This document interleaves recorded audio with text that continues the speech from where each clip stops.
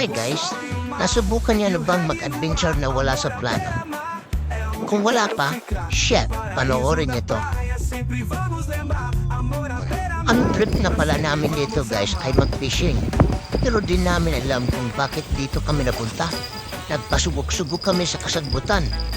Ay siya, tingnan niyo nga kung saan kami napunta dyan.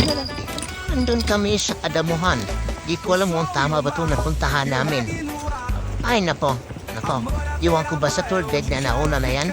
Saan ba kami pupunta dito? Parang mali to eh. Mali talaga. Parang bundok to eh. Talahi ba na to eh? Oh, talahi ba na talaga to eh? Hindi naman dagat kung pupuntahan na to eh. Parang hindi talaga eh. Ay, buti na lang. Buti na lang at may nakita kaming dagat at mayroon pang nagpipishing dito na parang kilala namin na parang hindi eh. Ha, sure ball na yan. Sure ball na yan, master. Kuha ka ba dyan? Sige nga. Pagkataan mo ako may kung meron kang mahuli dyan.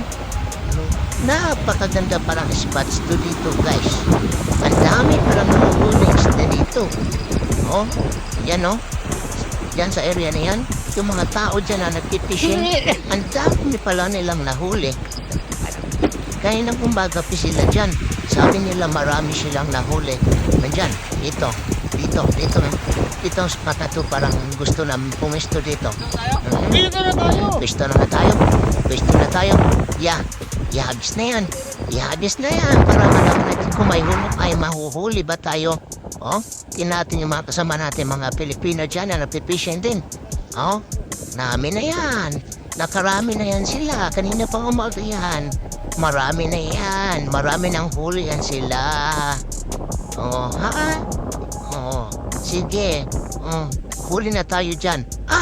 Asa dito na part pala guys. Pusang gala na yan. Umuwi ng ako. Wala palang nahuhuli dun. Wala palang isda dun. Shit.